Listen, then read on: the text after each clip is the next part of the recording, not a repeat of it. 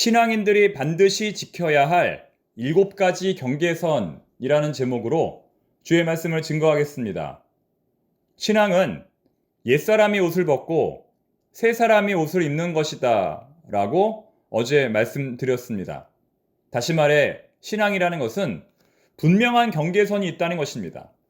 절대로 다시 돌아가서는 안 되는 그런 경계선이 있다는 것입니다. 여러분은 그 경계선을 잘 지키고 계십니까? 오늘은 예수를 믿는 자가 반드시 지켜야 할 총 7가지 경계선에 대해서 말씀드리겠습니다. 첫 번째는 본문 25절에 나오는 거짓말을 버리고 진실하게 말하기. 거짓말을 버리고 진실하게 말하기입니다. 성경이 말하는 회개의 첫 번째 증거는 거짓말을 버리는 것입니다. 이 사람이 하나님을 믿는 사람인지 아닌지 가장 분명하게 알 수 있는 방법은 바로 그가 거짓말을 하는가 하지 않는가에 있다는 것입니다. 여러분, 마음이 찔리지 않습니까? 우리가 진심으로 하나님을 두려워한다면, 우리가 진심으로 하나님의 심판을 두려워한다면 거짓말을 하고 싶어도 할 수가 없습니다. 왜냐하면 거짓말을 하는 순간 사형에 처해지기 때문입니다. 즉, 우리가 거짓말을 하는 가장 큰 이유는 하나님을 두려워하지 않기 때문입니다. 입술로는 하나님을 믿는다 말하지만 실제로는 그렇지 못할 때가 많다는 것입니다. 두 번째, 구원받은 자가 지켜야 할 두 번째 경계에서는 분노 조절입니다. 26, 27절에 그 내용이 나옵니다. 성경은 우리에게 분노를 잘 다루라고 말씀합니다. 물론 분노는 감정이기 때문에 무조건 나쁜 것은 아닙니다. 그 자체를 가지고 좋고 나쁨을 말할 수 없습니다. 오히려 분노를 해야 할 때 분노하지 않으면 그것이 더 문제입니다. 그러므로 우리가 하나님의 성도로서 분노를 잘 다스리는 것은 너무나 중요합니다. 하지만 우리가 아무리 분을 내어도 절대로 해서는 안 되는 것이 있습니다. 무엇일까요? 바로 욕입니다. 아무리 화가 나도 우리는 상대방에게 욕을 해서는 안 됩니다. 잘못된 점에 대해서는 말할 수 있겠지만 상대방의 인격을 무시하거나 상처가 되는 말을 해서는 안 된다는 것입니다. 그런데 요즘은 욕이 하나의 유행이 된 것 같습니다. 가벼운 욕은 누구나 할 수 있다고 생각하는 것 같습니다.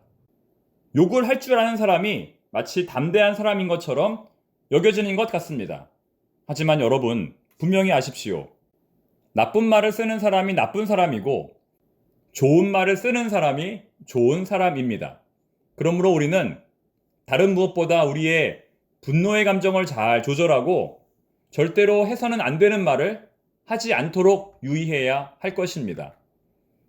구원받은 자가 지켜야 할 세 번째 경계선은 28절에 나옵니다.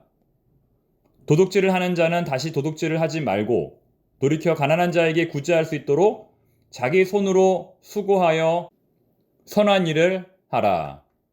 이것은 10계명 중에서 제7번째 계명에 대한 언급입니다. 도둑질하지 말고 정직하게 일하며 수고하며 살라. 이것은 그리스도인들이 지켜야 할 가장 기본적인 윤리입니다. 같은 내용의 성경 구절이 마가복음 10장과 로마서 13장에도 기록되어 있습니다. 중요한 것은 성경의 다른 구절들과는 달리 사도 바울은 오늘 본문의 말씀을 통하여 성도는 단순히 이웃을 위하여 도적질을 하지 않는 수준에 그치지 말고 보다 더 적극적으로 노동을 통하여 어려운 이웃을 도와야 한다고 권면하는 점입니다. 즉, 가난한 이웃의 것을 도적질하지 않을 뿐만 아니라 내가 열심히 일해서 모은 것으로 그 이웃을 구제하라는 것입니다. 이것이 바로 기독교의 노동 윤리입니다. 우리는 왜 열심히 일해야 하는가? 우리는 왜 열심히 공부해야 하는가? 부를 축적함으로 부자가 되기 위해서가 아니라 가난하고 어려운 이웃을 돕기 위해서라는 것입니다. 공부해서 남 주는 것이, 열심히 일해서 남 주는 것이 바로 기독교의 노동 윤리라는 것입니다. 이 내용이 갈라디아서 6장 2절의 말씀입니다. 너희가 짐을 서로 지라. 그리하여 그리스도의 법을 성취하라. 구원받은 자가 지켜야 할 네 번째 경계선은 29절에 나옵니다. 무릇 더러운 말은 너희 입 밖에도 내지 말고 오직 덕을 세우는데 소용되는 대로 선한 말을 하여 듣는 자들에게 은혜를 끼치게 하라. 네 번째 역시 말에 관한 것입니다. 말은 사람을 살릴 수도 있지만 사람을 죽일 수도 있습니다. 말은 약이 될 수도 있지만 독이 될 수도 있습니다. 어떤 말이 사람을 살리고 어떤 말이 사람을 죽일까요? 침묵이 사람을 살리고 고자질이 사람을 죽입니다. 아니 목사님, 요즘에 누가 고자질을 합니까? 그런 건 초등학생들이나 하는 것입니다. 라고 말씀하지 마십시오. 여러분, 이것은 죄송하지만 초등학생들을 비하하는 말입니다. 어쩌면 지금 부지중에 하는 우리의 말이 고자질일 수 있습니다. 여러분 제발 전달자가 되지 마십시오. 여러분 제발 소식통이 되지 마십시오. 아무리 긴급한 사안이라 할지라도 당사자가 말할 때까지 기다리십시오. 같은 말이라 할지라도 당사자에게 듣지 않고 누군가로부터 건너듣게 되면 문제가 될 수 있습니다. 아무리 중요한 내용이라 할지라도 그냥 못 본 척 하십시오. 그냥 모르는 척 하십시오. 어차피 다 알게 됩니다. 내가 굳이 전달하지 않아도 어차피 다 알게 됩니다. 아니, 내가 전달했기 때문에 문제가 되는 것입니다. 구원받은 자가 지켜야 할 다섯 번째 경계에서는 30절에 나옵니다. 하나님의 성령을 근심하게 하지 말라. 그 안에서 너희가 구원의 날까지 인치심을 받았느니라. 아멘. 어떻게 하는 것이 하나님의 성령을 근심하게 하는 것일까요? 하나님의 성령을 근심하게 한다는 것은 세례를 받기 이전의 상태로 돌아간다는 것입니다. 옛사람으로 돌아간다는 것입니다. 그리스도인으로서 넘지 말아야 할 선을 넘는다는 것입니다. 지난주일 설교 말씀 때 잠깐 나눈 것처럼 어떤 문제가 발생했다고 해서 지금까지 역사하신 하나님의 은혜를 모두 다 부정하는 것이 바로 성령님을 근심하게 하는 것입니다.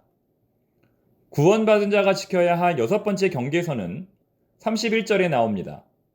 너희는 모든 악독과 노함과 분냄과 떠드는 것과 비방하는 것을 모든 악의와 함께 버리고. 여섯 번째 역시 말과 관련되어 있습니다. 또 분냄과 관련되어 있습니다. 즉, 하나님을 믿는 사람은 자신의 입술과 생각을 잘 다스려야 한다는 것입니다. 누구든지 가만히 두면 그 내면에는 저절로 악한 것들이 생겨납니다. 부정적인 것들이 수시로 우리의 내면을 장악하게 됩니다. 따라서 우리는 끊임없이 우리 내면의 악한 것을 비워내고 선한 것으로 대신 채워야 합니다. 그것이 우리가 날마다 말씀으로 충만해야 하고 기도와 성령으로 충만해야 할 이유입니다. 이제 마지막 구원받은 자가 지켜야 할 일곱 번째 경계에서는 32절에 나옵니다. 서로 친절하게 하며 불쌍히 여기며 서로 용서하기를 하나님이 그리스도 안에서 너희를 용서하심과 같이 하라. 일곱 번째 경계에서는 용서입니다. 그리스도인의 최종 열매는 용서입니다. 이것을 하기 위해 오늘도 우리는 신앙의 연단을 하는 것입니다. 그만큼 가장 중요하고 어려운 것이 용서입니다. 사랑하는 교우 여러분, 오늘 우리가 용서해야 할 사람은 누가 있습니까? 오늘 우리가 용서해야 할 사람은 누가 있습니까? 더불어 오늘 우리가 용서를 구해야 할 사람은 또 누가 있습니까? 오늘 우리가 용서를 구해야 할 사람은 또 누가 있습니까?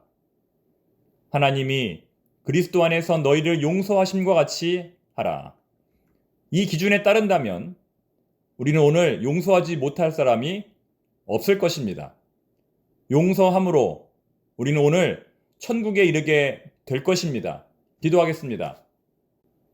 하나님 아버지, 오늘은 그리스도인들이 반드시 지켜야 할 7가지 경계의 선에 대해서 살펴보았습니다.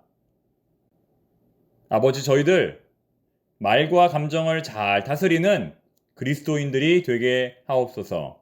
마침내 용서의 단계에 이를 수 있는 그리스도인들이 되게 하옵소서. 우리 청파동교회는 이런 교회가 되기를 원합니다. 서로 용서하고 용납하고 서로의 허물을 덮어주는 참 사랑의 교회가 되기를 원합니다. 고난 속에서 사랑이 더 충만해지는 성숙한 교회가 되게 하옵소서. 예수님의 이름으로 기도드립니다. 아멘.